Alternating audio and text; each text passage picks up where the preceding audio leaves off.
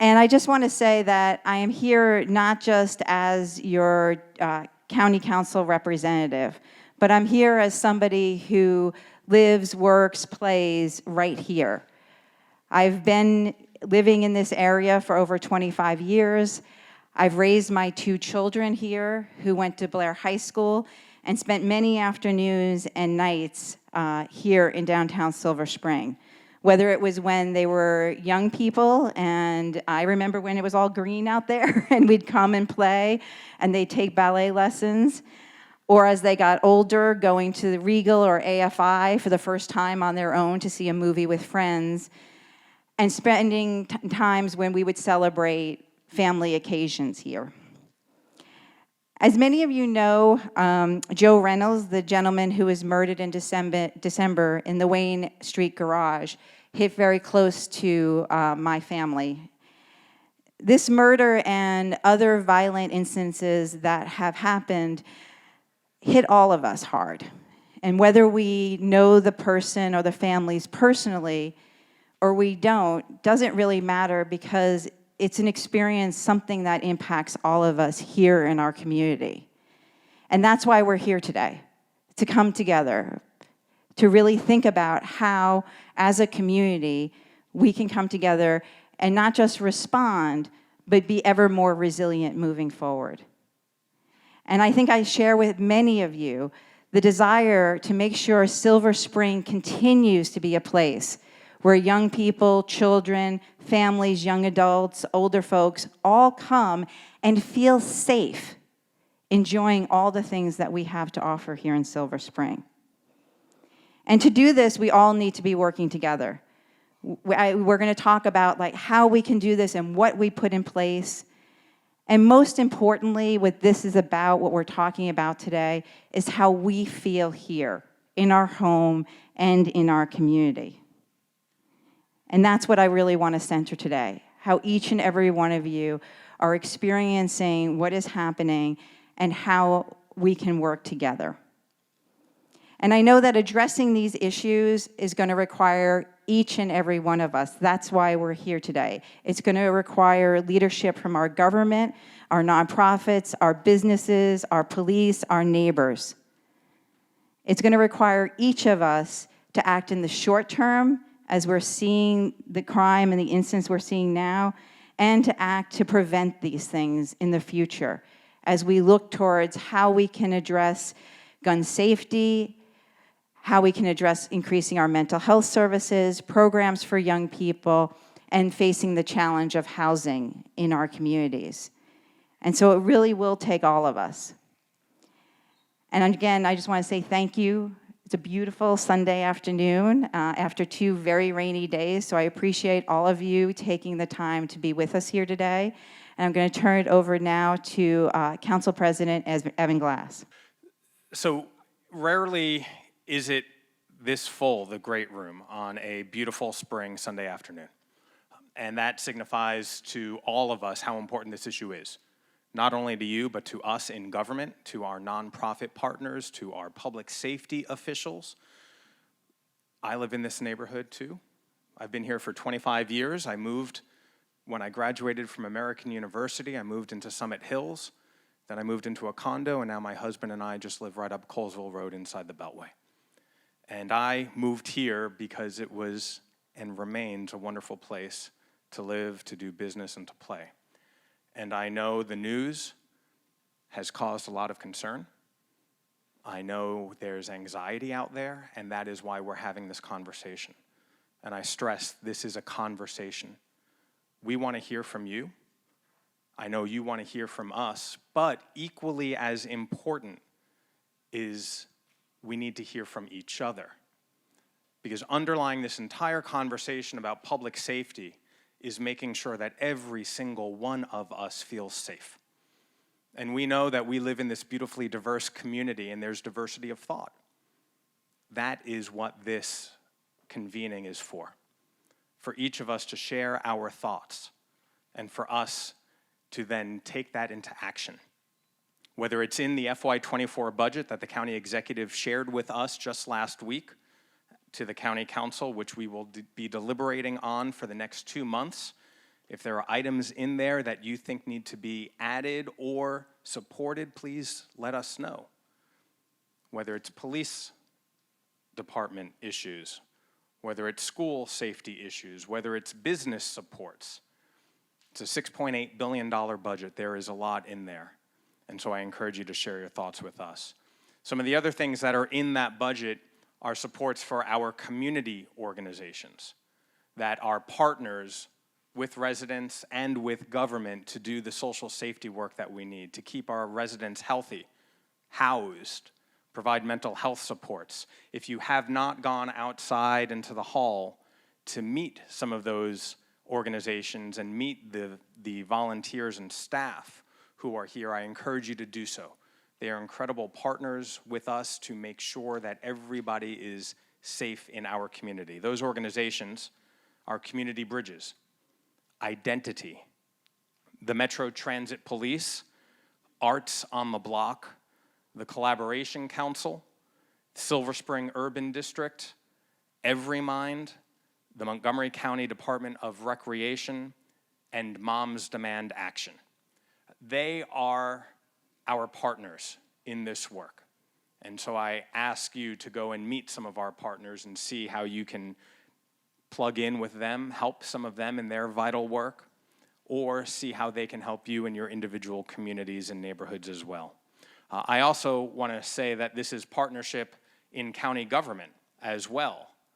And there are a number of colleagues in government at all levels who are here today. I want to thank Congressman Jamie Raskin for being represented by his district chief, Kathleen Connor. Thank you very much, Kathleen, for being here. And please give the congressman our best wishes as he continues his chemo. Joseph E. Young is also here representing Congressman Raskin. So Joseph, thank you very much. District 20 Delegate Lord Charkoudian is here. Delegate, thank you. Final stretch of the General Assembly, thank you. We also have a partner of ours from Prince George's County, right across New Hampshire Avenue. Prince George's Councilmember Wanika Fisher. Councilmember Fisher, thank you.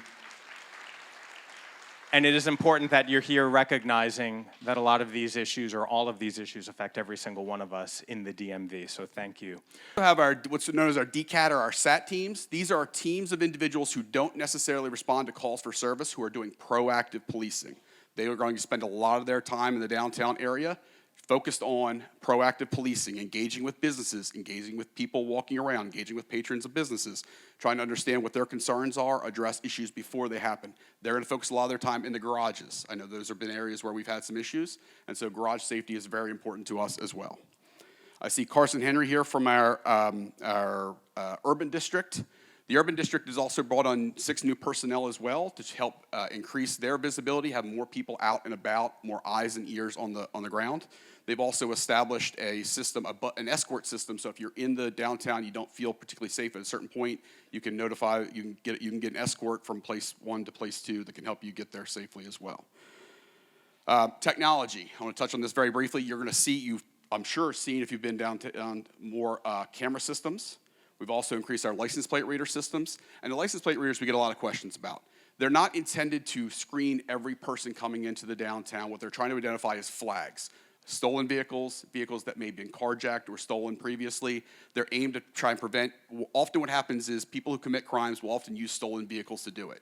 So they're trying to flag those vehicles, catch them as they're coming into the downtown, and intervene in those crimes before they happen. And so we get a lot of questions about the privacy and protections around that. So I think that's incredibly important to recognize. The last thing I want to note is this is not just a police-only response. We know that we have our partners from homeless prevention interfacing with our homeless population that has mental health issues. As Council President Glass talked about, there's a lot of public health interventions going on in the downtown as well. We've increased our mental health response teams. We've increased our funding for our homeless providers to make sure that there's additional Pathways DC and other providers on the street working with the homeless population in the downtown Silver Spring area. We've been doing inspections of businesses because obviously we want to work with our business partners to make sure that they're operating in a manner consistent with regulation and law and make sure that they're doing what they can to help keep their spaces safe so we don't have any spillover into the community as well. You will have seen legislation that the county executive has submitted to the county council around a safety plan bill that's aimed to address the late night safety. Gotten some questions about that I want to just talk 15 seconds about. Our goal with that is to be able to have more police resources not have to be in the late night time period when fewer people are out and about. We want to make sure that those resources are during the evening and daytime hours, and they're focused there. So the way we do that is have our businesses work with us to make sure that their spaces are safe in the late night hours. That means we have more police to patrol during the daytime and evening hours. So just understand, we know that we're going to be working with the council to address some issues that were raised in public testimony about that, but we expect that we'll be able to work collaboratively with the council and get something passed. So my role to begin is really meant to acknowledge why we are all here. And the reality is your community has experienced a trauma or a series of traumatic events. And so we know when people have experienced trauma, oftentimes they might be feeling numb or anger or maybe afraid, hypervigilance. So if you are coming into this space today and you are feeling afraid or angry or hypervigilant, or you have many questions that you want to have answered, that is all very common, and we want to create space for you today to, process that and also to connect with one another. If you are coming into this space because you have a love for your community, you have a love for your neighbors, maybe you come into this space because you have hope for the future of your community, our goal is to also kind of recognize and acknowledge that entire spectrum of emotion that you might be feeling and provide some answers and opportunities to connect. So before I go to the next slide, I do want to acknowledge that I will be sharing some statistics of those trends that Councilmember Stewart mentioned on gun violence in our country, but also in Maryland, and some more community-based trends for gun violence. So if you are not in a place where you want to see that information, those statistics, please feel free to step out. We'll have about 10 minutes for that content. Also, if there are any children in the room, I always like to remind us that this might not be the right content for them to hear at this moment either. So if we can go to the next slide, please. So every day, 120 Americans are killed with guns in the United States. This number is based on the information from the Centers for Disease Control and Prevention. That's actually based off of a 5-year average.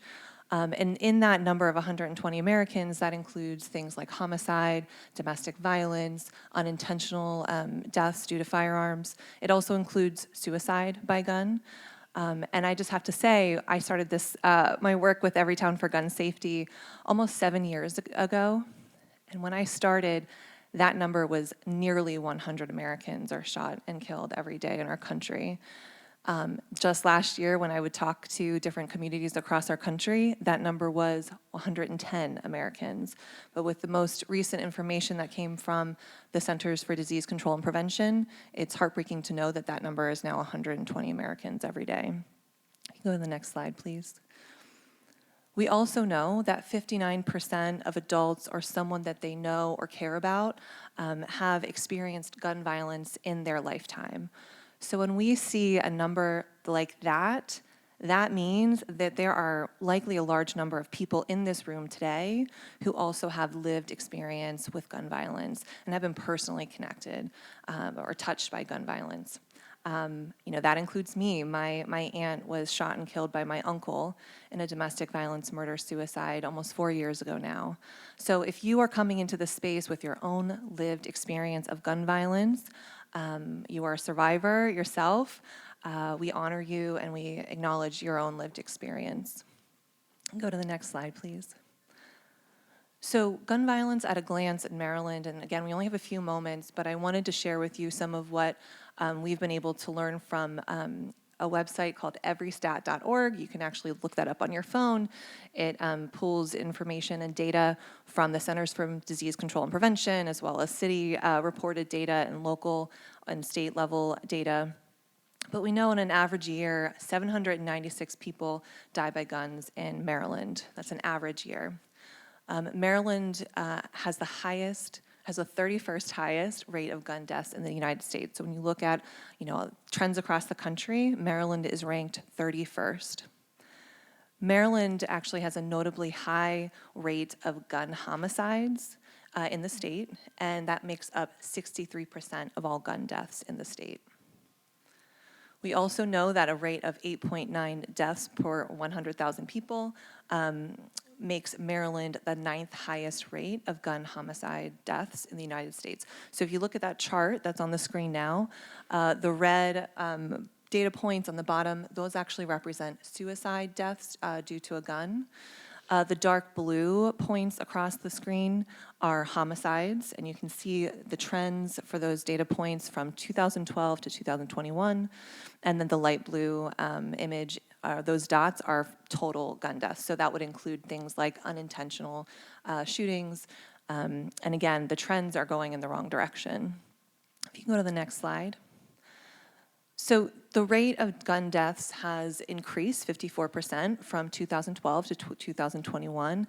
That's specifically in Maryland.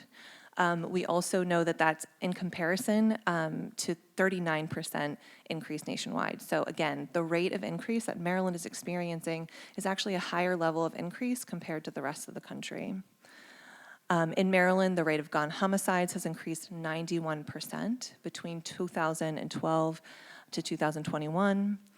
And on the right-hand side of the screen, you'll see a pie chart, and that is meant to acknowledge that 61% of people who are killed with a firearm are Black. And so every time I talk about the disproportionate rates of gun violence in communities of color, it's especially important to recognize our nation's history of racism through policies and practices, and disinvestment of communities of color that oftentimes results in these high numbers of gun violence. And then finally, Montgomery County has seen some of the lowest rates of firearm deaths, so specifically in Montgomery County, and that is 4.8 deaths per 100,000 residents.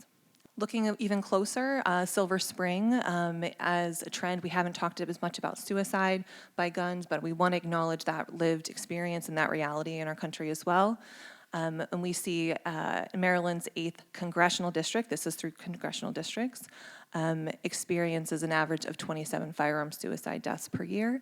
And you can see from the map, the lighter pink color are lower gun deaths by suicide, and then the darker red is higher deaths specifically for suicide. And go to the next slide.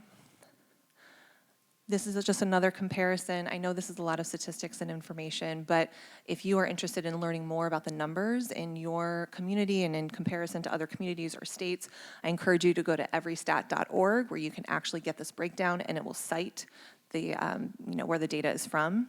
But Montgomery County total deaths from 2018 to 2021 was 201 deaths on average. And then Prince George's County, if you look at it as a comparison, it's 494 deaths between the years of 2018 and 2021. So just to compare how your community is situated when it comes to gun violence, based on surrounding communities or based on other states and the nation, we can go to the next slide. So we know that when people experience a trauma, experience gun violence in this case, they can have a variety of different responses. And each number that I just shared, each statistic that I just shared represents a family, a community that will never be the same because of a person who has died by gun violence. And so we know that communities are shaped by trauma after they've experienced gun violence. That can look like a fracturing within the community. It can look like communities becoming isolated from other communities that are surrounding them. It can look like an erosion of trust within the community. But one of the best parts about my job, and I have to say it's really hard to give presentations when I'm talking about the rates of gun violence and lives lost and taken and changed by gun violence. But one of the best things about my job is that I get a front row seat to also seeing the resilience of individuals and of communities and the post-traumatic growth that people experience after a trauma and tragedy. And we know that communities that invest in clear communication, they focus on unity and what brings us together, and focus on making sure people who have needs, mental health needs, processing trauma, people who might need help with funeral expenses, things like that. When you invest in supporting people in their needs, that is when communities are most resilient. And so as I look around this room today, I really think that this event represents a moment and an opportunity for resilience and for unity. And so it's really an honor to be a part of this event today. So I will just ask to go to the next slide because we transition from this portion of the presentation, I want to just let folks know that if you are a survivor of gun violence in this room, if you have a personal experience with gun violence, we have a nationwide network of survivors. So it's the Everytown Survivor Network, and if you would like to get connected to peer support programming, resources, you can text the word survivor to 64433. Oftentimes I'm asked, what gives me hope as I talk to communities who've been, traumatized by gun violence every day. It's the people, it's the survivors who are showing up consistently out of love for their community to, fight for safety, to come together and figure out what brings us together instead of what divides us. They are really just, they humble me every time I interact with them. Hi, everybody. My name is Carson Henry. I am the manager for the Silver Spring Urban District. Sorry, I thought she was trying to get my attention. She was just telling people to calm down. So the Silver Spring Urban District supports development, safety, clean and welcoming initiatives inside the urban district. You may be most familiar with our public-facing group. We call them the Clean and Safe Team, but you probably know them as the Red Shirts. Hi, I'm Courtney Hall. I'm the CEO for Interfaith Works. We're a nonprofit here in Montgomery County. We serve 35,000 people a year who are experiencing poverty, including 4 shelters, 2 of which are the only for women in the county. And you may know us in the Silver Spring District. You may associate us with Progress Place, where we operate a shelter, a drop-in center, so for people who may or may not be experiencing homelessness, but do need somewhere to come during the day, wash their clothes, get a warm meal, take a shower, all things that sometimes we all take for granted. And we also, at the very top floor, on the 4th floor of Progress Place, we offer 21 permanent supportive housing units. And these are for people who have, in many cases, experienced street homelessness for decades and finally have been able to find permanency with the right amount of support that they need in order to be successful. So thank you for allowing us to be here. Great. And Tiffany? Hi, I'm Tiffany Graham-Golden. I'm the Director of Marketing and Events around the corner at AFI, Silver Theater, which is part of the American Film Institute. And we show independent films, film festivals, special events, lots of programs, 365 days a year, all from early morning throughout the evening. And so I'm representing the business community here. I've worked at AFI since 2005 and used to be a part of personally a part of the Citizens Advisory Board and Urban District, so I'm very invested in this community. My name is Mahambi Musanda. I am a college freshman at Montgomery College. Our group, we had a fantastic discussion, and our main question or our comment was, and we hope this will be answered, is what is the strategy? What strategy does our county officials have to combat violence in our neighborhoods? And so I hope that this discussion will really we'll have a clear-cut answer on what you can do and what we can do as community members to work in tandem with you. And I look forward to this discussion. Great. Thank you very much for that question. I'll first turn to Dr. Stoddard if you want to say some more about what we're already doing right now in the community. Sure. So one thing you will likely have seen, or you maybe have not, in the budget, we are aiming to increase police compensation, both in terms of a recruitment bonus and a retention bonus. We know that we do need more law enforcement officers. We're down about 100 officers across, a little more than 100 officers across the system. I will say that downtown Silver Spring has not felt that we've disproportionately moved officers into the downtown to address that, but we know that we need to address the underlying issues with recruitment and retention of law enforcement officers to address that.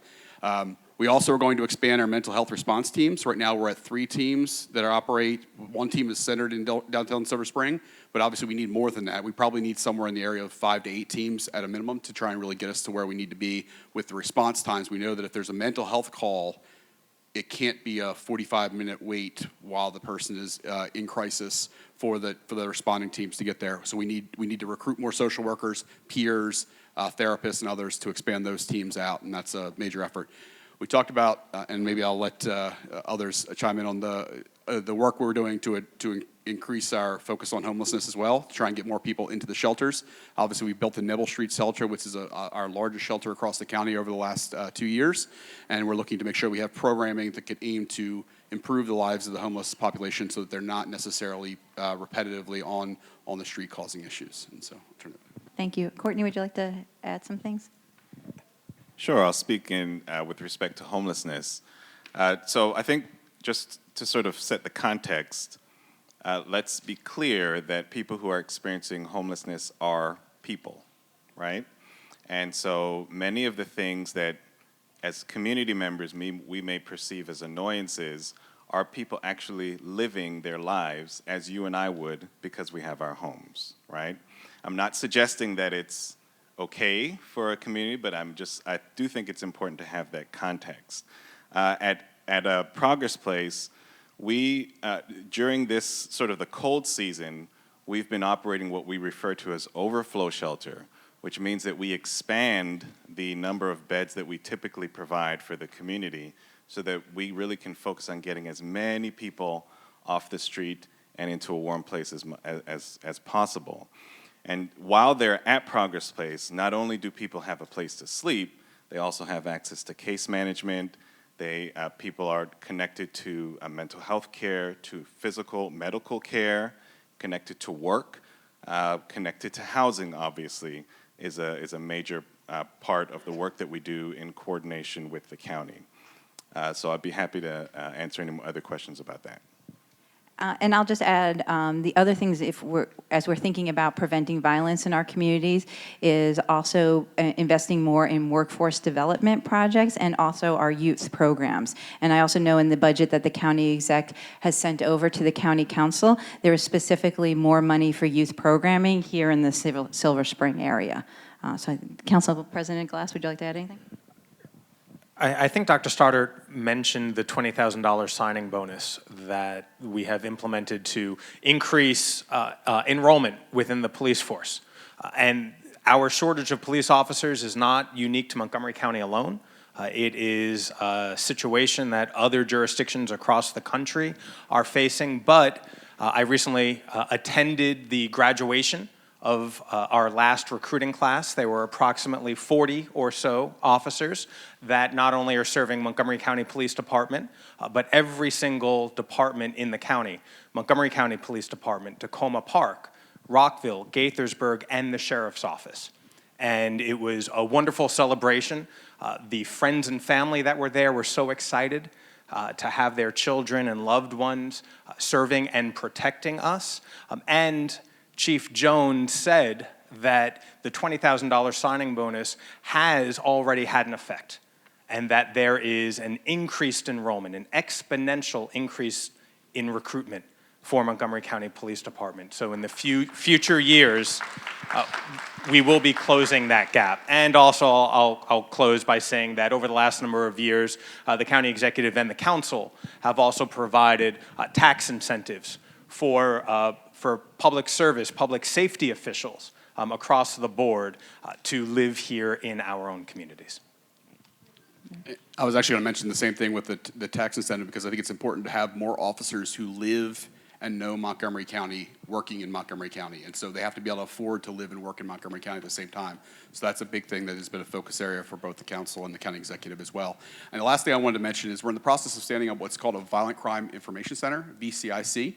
This is essentially a nerve center for the police to be able to monitor the cameras, the LPR systems, both in downtown Silver Spring and across the county, and get officers in the right place at the right time to prevent crime. And so we're trying to be smarter and work better with the resources that we currently do have while we're trying to increase the number of resources that we have within law enforcement. And so we need to work more efficiently, have officers be in the right place, and that the Violent Crime Information Center will help us with that while we work to address. Just recognize it takes about a year to train new officers to get out on the street. As the council president alluded to, we graduated class 2 weeks ago. They're in their field training now. Takes about 6 months to do that. And so those officers will not be able to operate by themselves really from a year from when they started till at the end. And so obviously our next class starts in June. If you know anyone who's looking to join the police department, send them our way for sure. But obviously it'll be a year before those officers are ready to operate by themselves on the streets of Montgomery County. My name is Albie Shanefelter, and I'm the public safety officer in one of the neighborhoods here, Woodside Park. Lots of questions, so but we're going to try and keep it to twofold. One question, yes. So do we know, like, is there a task force or, like, within our county government, like, resources being applied to really determine the cause of the uptick of these crimes in our community, and progress on the causes of, like, why is it continuing to go up? COVID's not over, but, like, we're out and about now. We're not sitting in our homes. The businesses are regenerating. Things are starting to be healthier. Why are they continuing to rise? And then in that light, you know, how do we get transparency on the data as community leaders to make good decisions for our citizens, and along, you know, with the budget, like, is it the same across in our district and other districts? So. Sure, I'm happy to start here. So yes, so I actually chair the team that focuses on the Silver Spring. We have a task force focused on Silver Spring that looks not just at has both law enforcement, also has our Department of Permitting Services, Health and Human Services, the Urban District and the Regional Service Center staff, county attorney.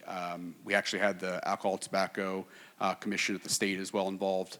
And so looking at this from a multi-sectoral rationale. And so I think we heard a little bit about the proliferation of firearms in our community. That's a national problem that we've seen. And frankly, I don't, you know, in light of national legal changes, I'm not sure we're going to see a betterment of the condition in firearms. And we've increased the firearms that we've taken off the street in Montgomery County, which is a twofold thing. That means there are more firearms on the streets in Montgomery County than there have been in past years. That is a fact. While we've increased the number we have taken off the street, and actually I think Captain Reed would say, I think a third of the firearms taking off the streets in Montgomery County were in the Silver Spring district, which would alarm some of you, but also it's important to recognize that the police are doing the intervention that they need to get those illegal firearms off the streets. And so, you know, the trend that we're seeing now is actually a continuation of the trend that was really pre-pandemic, where there was an increase of violent crime in Montgomery County over the several years preceding that. And it mirrors the national change that we've seen. We're no better or we're worse than we're seeing regionally, and certainly we've got to. That doesn't mean we don't have to address the issue. I want to make sure that's clear. We see a trend that's national, but we have a responsibility here in Montgomery County to keep Montgomery County residents safe, and we take that seriously. And so I think that you know, we've seen an increase both in you know, mental illness. We've seen an increase, obviously, in inflation has driven, I'm sure, some of the criminal behavior with regard to economic struggles that exist within our community. And so, as the council member alluded to, we have to address the underlying causes, both mental health, addiction, workforce challenges, to try and address the reasons why people feel compelled to commit crimes in our community. And it's a regional thing. We have to work together, because obviously many of those who either commit crimes potentially in the district of Prince George's County come from Montgomery County, and similarly, some people who commit crimes in Montgomery County are coming from the district or from Northern Virginia or from Prince George's County. So it's a it goes back and forth, and we are working collaboratively to address things like carjackings. We have a carjacking task force within the region to address that specific issue. And so we are looking at it as a multi-sectoral, multifaceted challenge, and are committed to trying to understand every instance. We try and look at every case and understand what the driving force in that case was. So we do have a team that does that. In one short block where the Bonifant is, We have 4 bars. 4. I think everybody can agree that is excessive. The question is it possible to close down some of them? That the county exec has sent over to the county council a late night business safety plan. The council will be discussing that over the next few weeks, and I think it's very important to get your feedback on this in terms of what we're doing for our local businesses and community to make sure they're safe while we have late night businesses here. And I don't know, Tiffany, if you'd like to speak to businesses in the community? Sure, I'll say, I mean, that's definitely something that, we are aware of as well. And, we do business, but most of our business ends, the latest is a little bit after midnight. But then when people are coming out onto the streets, of course, it's important for us to make sure that our customers feel safe when they're, going back to their cars and going back to their homes and, wherever they've parked. And, we definitely have felt, we've had one of our employees that was, assaulted and robbed at a certain, but not at a very late night time. So there's definitely concern from us about the perception of patrons and how they're feeling and comfortable, and whether they live locally in the community or whether they're coming into the community, whether that they feel that Silver Spring is a safe destination for them. So that's a really big concern for us and for the safety of our employees. I can't speak specifically to the number of bars on Bonifant, but what I can say is that I'm happy to hear Carson indicated that there were some additional red shirts that were added, additional 6 people added to the urban district. And for us, that's a big deal and important to us. They've always been really supportive, and their presence, I think, makes a difference in the community.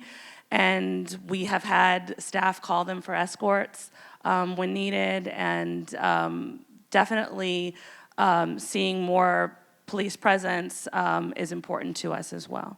Specifically on Bonifant, I think, and Fenton Village as a whole, it's important to acknowledge the diversity of that community. And I will say that when I started, I think it's been almost 2 years now, that was one of our top priorities, is addressing safety, cleanliness, noise, specifically in that area. And given the rapid changes and the kind of change, the state of change that area has been under for such a long time, one of the things I'll say is that immediately we stood up a task force that we talked about earlier, interagency, interdepartmental task force with leadership committed to addressing the concerns, and we've seen a marked increase in the response of our police department, of different agencies deployed to try and work together to support and address resident concerns. One of the things I want to say, because I hear something and I want to caution us in the conversation, as we talk about the number of bars or eliminating certain businesses, my strong encouragement in that conversation is to keep an equity lens as to who and what type of businesses you're impacting or would be impacted, and then also to identify what parts of the conversation have unanimous agreement versus targeted kind of implication. And so I think there's an opportunity to deep dive into the legislation that's kind of been a result of the work of that task force, and I think the community voice is really important, but I also think it's also important for the local business voice to be at the table to help guide that, to ensure that what the policy that does come out has a clear emphasis on equity and safety in our communities. I just want to jump in real quickly. First of all, thank you everyone from the Bonifant for coming out. I mean, it is a testament to that community, to Montgomery Housing Partnership, which owns and manages that facility as well, and we need to replicate that model throughout the county for more affordable housing for more people. But the heart of the question really goes back to a number of years, about a decade or so. Some of you might remember County Executive Ike Leggett forming a task force, the Nighttime Economy Task Force. I happened to serve on that task force 10 years ago. And the job of the task force was to figure out how we increase nightlife. By some accounts, we might have succeeded a bit too much. And what we didn't really do was put guardrails around it. We facilitated it, we framed it, we wished it into being, and here it is. And one of the issues that I have identified that we need to rectify is with our liquor licenses. Because while we have a proliferation of liquor licenses, there are no guardrails attached with them. And that will require state action. So I have already been speaking with our Alcohol Beverage Services, which used to be the Department of Liquor Control, and have reached out to a number of people in Annapolis so that possibly next year we can start issuing new liquor licenses that have a little more strings attached, that they have to be good neighbors, they have to close by a certain time, and the selling of alcohol is contingent upon that. But right now we don't have that, and I'm going to work to make sure that we have that in the future.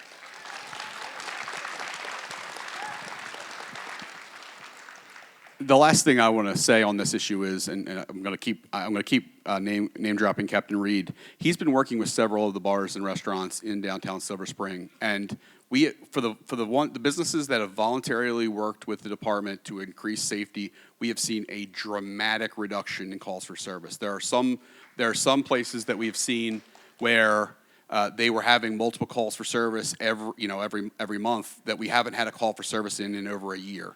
I think it's important to understand that when you have good business owners who are committed to working to address safety, we can make those places safe and productive and add to the thriving nighttime economy. But obviously, we need more businesses and more consistency in the businesses working with us, and that's the intent of legislation. We believe we can make many of those businesses safe if they're willing to work with us in doing so. Hello, my name is Stephen Jones. And the people here at my table also live across the street from the Bonifant. We are homeowners who have been dealing with such a rise in gun violence around our area, people being shot, a couple of people being killed. There's nighttime events. An establishment that has not been the best neighbor at all has after-hours eating and stripping at times over the last couple of years. And so there's a number of things that have been going on that have created bigger problems. This is where we really like hearing that the ABS there's going to be some work with the ABS. We've attended meetings with the ABS, and the level to which they are mentoring people through the process of getting a license who don't show up at a standard level of competency for taking on those licenses has been problematic. And we would like to see across the board a larger organizational interdepartmental communication happening around this so that we can create equity in the environment and have businesses that represent the neighbors and the people who live in this community, but also who are going to be quality neighbors for all people in the environment, where they don't have to worry about gunshots going through 3 of the residences and hitting the room or the closet of one of the members' mothers who stayed in that space. We also would love to see there being more work done on the level of drag racing that's happening up here. I mean, if we could follow the model of New York City while taking some of those ATMs all-terrain vehicles away from folks and getting those people who are racing their cars up and down Colesville Road and other spaces, that would help tremendously. The noise level is high. The fact that we have loitering every weekend night and sometimes weekday night, and people can't sleep because people are standing in front of people's homes, having loud conversations, yelling and fighting, and sounding intoxicated. While we haven't talked to them specifically, but there's a lot happening here. So the strategic interconnections across the county on this issue for the downtown area to be working effectively together to support businesses being productive, but also the quality of life for all of us who chose to live here. And for those of us who have lost friends who've decided to leave because of the lack of speed that has happened to maintain a quality environment for life before midnight and after midnight. Thank you. Thank you for those comments. They're very helpful. Our group came up with several suggestions. One is incorporate more public health strategies from every town, the violence interruption programs, and then an article that I just published, some financial incentives, additional financial incentives such as housing subsidies, expand some very successful programs that the county is operating, model the training after what California does, which is the most successful. And then I've got recommendations about a panel of experts that are across the country who would be useful to bring them in. Great. Thank you, Tony. And thank you for the piece you wrote on this. I appreciate it. Yes, I'm representing a table of residents who've lived in Silver Spring from 13 to 45 years, so great. But our question was about asking the panel if it would discuss how changes in zoning to increase density in Silver Spring, especially downtown Silver Spring, may have contributed to the increasing violence and crime in Silver Spring, especially in the downtown, because there's a lack of affordable housing as a result of all this infilling with apartment buildings, et cetera. And we'd just like you to discuss, if there's any correlation seen in your data or any information about zoning changes impacting crime. Thank you. I mean, I would say that across the country, whenever you see the sprawl or urban sprawl, it does impact a whole host of things with regard to challenges. And I don't think Montgomery County is any different than that. But I'm not sure that the density necessarily is a direct correlation. We haven't seen it that way. Obviously, you have more people living and working in a space. You're going to have more opportunities for potential conflict, and frankly, in some cases, you're going to have more opportunities for crime. And I want to real quick hit on something.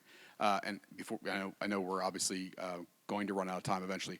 A big thing that we need to do in this area is to make ourselves less attractive in terms of being a target of crime. I know Captain Reed. I'm going to keep dropping your name. Sorry. He was on a patrol one evening and drove around and observed 40 some odd vehicles that were left 42 vehicles unlocked over a couple hour period sitting out in front of places. And so that is a problem for those 42 drivers. It's a problem for everyone else if you make your community a target of attractive for people who are looking to steal vehicles and commit other crimes. And so, the police department, obviously I think he said in one case he left the doors open and sat on the hood of a car just to prove a point to that driver that, hey, you shouldn't do this. It's really dangerous. And obviously that is an important thing for our community because we don't want to be an attractive target for people who are looking to come and commit crimes by having opportunities for them to do that. We're going to try and intercede, and the police department is going to be here to try and intercede in all those cases. I'm not pushing this off on people, but we can all play a role in this in supporting our police department by making it less attractive for criminals to commit crimes against us. I'll also say to add to that, we know that there's a lot of talk on social media about what happens, and not all of it is accurate. Surprise, surprise, of what you see on social media. And I know Commander McBain and I have this conversation all the time. And I will tell you, when there is a serious incident that does happen in our community, Commander McBain reaches out to me immediately. And there have been some instances we'll see on Twitter or something, supposedly something happened, and I'll reach out to him, and he'll be like, that's not the case. So I would also just, make sure, and I think it's also protecting ourselves too, because there's a lot that goes out there on social media that really isn't accurate about what's happening in our community. I will also say, to thinking about opportunity, understanding and when any type of, someone taking someone else's car is serious. But we've had instances where people have left their cars running and their keys in them and run into stores and had their cars stolen. And that's also, as the police will talk about it, as crimes of opportunity. And if we have things like that happening in our downtown business district, that's when, as Earl said, we start to get a reputation and in the region. And so we also need to be thinking of that as well. I want to give a real concrete example of that. So everyone knows there are FedEx boxes where people will drop off, where you pull up and run over and drop off. Guess what? Criminals know where those FedEx boxes are too, and they wait there for people to run to drop off those boxes to steal vehicles.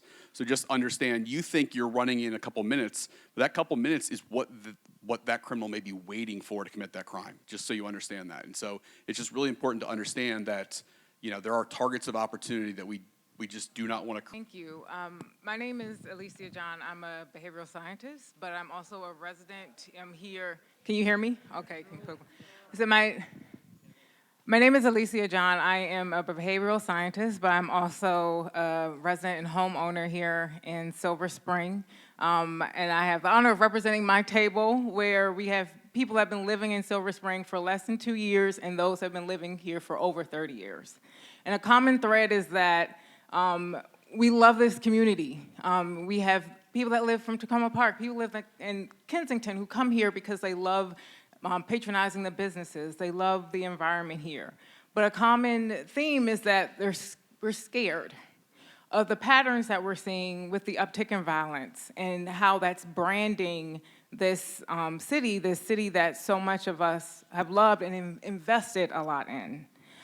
So a lot of the questions that we have already been broached, but one that hasn't, I know there's been an emphasis a lot on technology, but we've also talked about more of the human factor, where members of the community feel like they can build more relationship of community-related policing and engagement with our police officers, so that we are more proactive and not reactive to areas and issues related to crime. So I'm interested in hearing more, and I think my table as well, about what is being done in terms of improving that engagement between the community, those that live here, those that love to patronize this area, and not just businesses, but actual people. How can we improve that sense of community with our officers that are here to serve and protect us?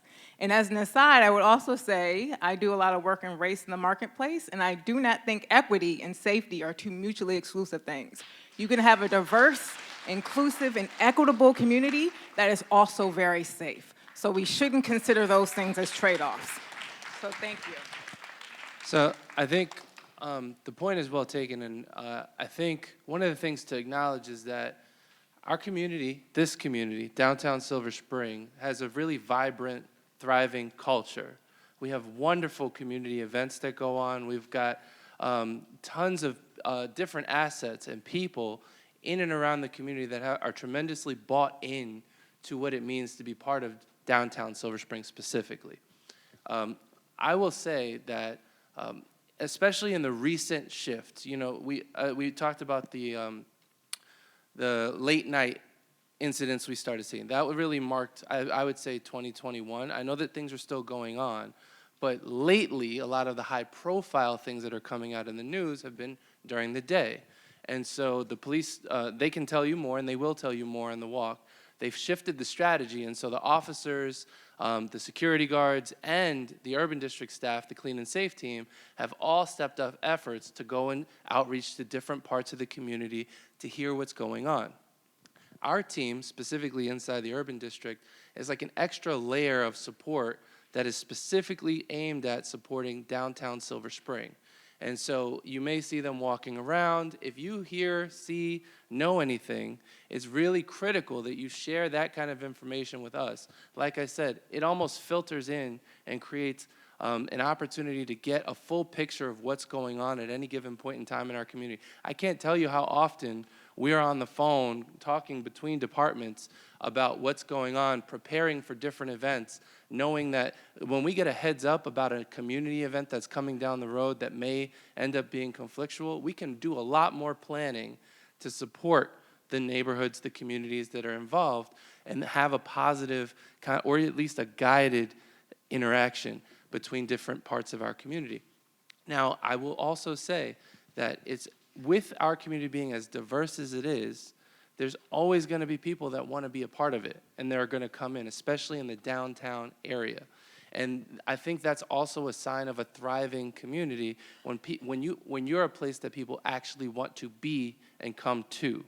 And so I would say that you have opportunities to reach out not only to the urban district. Every single person on the, should have a pen on your table. There's a hotline. If at any point in time you feel unsafe, if you see, you don't have to call the police first. You can actually give, if you think there might be something that's happening, you just think it'd be good to have somebody check it out, and you don't want to be the one to do it, you can call that hotline. It's 240-876-2911. If it's in downtown Silver Spring, and one of the urban district staff will report to that location and kind of just check it out. If you think there's people loitering that you're not sure exactly what they're up to, if they're inside the urban district, we can dispatch one of the cars that has a flashing light, and we'll actually sit there in that area to ensure that it stays a little bit safer a little bit longer. And if it rapidly escalates, we're hoping to transition to be able to communicate directly to MCPD in a faster, rapid response. As we talked about, the police, I often hear that policing and increasing police is the primary strategy. I think I've lived in Brooklyn, I've seen this going on in Wilmington, Delaware. It's really when a community comes together and works together that we all start to feel safer. We can't solely rely on flooding the neighborhood with police officers over and over and over again to make us feel safer when we go to work, when we go home, or when we're just hanging out in front of a building. And I wanted to talk briefly about the interaction with the police officers. I think it's super important. One of the big reasons we have bike and foot patrols is to have police officers interacting with the community, number one. Number two, the police department in this district has focused on youth engagement. That's a big thing for them. So they piloted the youth basketball tournaments. They run I think they're gonna run them again this summer. That was something that Commander McBain embraced. I've seen him at more community meetings than I think I've seen a ton. That's all I'll say. I know the other districts do their own as well. Coffee with a cop is a regular thing here in the district. They have officers, they encourage their officers, and frankly, they measure their officers based on engagement that they have with the public. And so their goal is to be visible, but be visible from the perspective of not just making people feel safe, but having people be able to interface with them and be out there talking to residents. And so I agree. The other thing we also do is we try and populate activities on the plaza, because that brings, obviously brings officers down here. One of the things that we try to do is actual MCPD recruitment events on the plaza. Because obviously we want to recruit from the Silver Spring population more officers so they know and understand the challenges and opportunities and amazing parts of our community in Silver Spring, but also they're there and they can interface and interface with the public and build relationships as well. And so we have looked for more opportunities to have more non-patrol related interfaces with the community in Silver Spring. We have our adopted neighborhood program where our patrol officers actually are assigned different neighborhoods that they go, and they're supposed to spend time, a certain portion of their day in those neighborhoods interacting with people, patrolling the areas and things like that. And so we have really focused on community engagement to try and bring people closer, not just so that a community understands the officers, but so the officers understand the community and can understand, okay, this is the people who live here. I know if there's a call for service in this area, I know what's here and what's not. So it's super important to have a community that has strong relationships with its police department and vice versa. Great, thank you. So just in the spirit of leaving information with you, so there's another hotline, the homeless hotline, that you can call if you see someone who's experiencing homelessness and you think perhaps they could benefit from being connected to services. And I'll read that number out here. That number is 240-907-2688. And that number will be connected to a specialist who will take your information, and someone who's related to the street outreach team will be dispatched to help someone. Okay, there may be a little bit of a delay because this is not law enforcement, right? So these are human service workers who are experts at engaging folks who are experiencing homelessness and connecting them with the services that they need. So again, that phone number is 907-2688. One more time, 240-907-2688. Thank you. Great, thank you, Courtney. Tiffany, would you like to say some final words? Sure. I would just add that from our perspective, too, as a business, an active community and keeping the streets activated throughout the evening is also important for us for safety and for people feeling like this is a destination. So, for instance, the place where Not Your Average Joe's had closed down. That was a big problem for us, having that big anchor of Colesville Road not be open and not be engaged and active. And so when more people are out and visiting AFI and visiting other places, I know some people view it as, oh, well, now the street is busy and there's community, but when there are more people visiting and patronizing these businesses and our businesses, it also adds to the community feeling safer, and for us feeling safer because there are people patronizing and they're activating the streets, but in a positive way. I just want to thank you all for coming out this afternoon. I mean, if you look around the room, you will see that the diversity we love in Montgomery County is reflected right here. And the reason we are one of the most diverse communities in the entire country is because we have different types of housing that can accommodate different people from around the world to live here. And sometimes our thoughts might not all be the same. That's the nature of diversity. And what I'm striving for, what I know all of us are striving for, is to make everybody feel safe.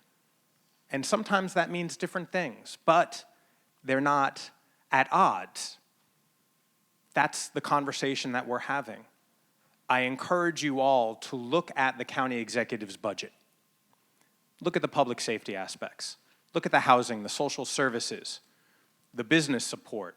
Whatever your takeaway from this conversation might be, and however you think safety can be achieved, look for it and let Councilmember Stewart, myself, and the other 9 members of the council know.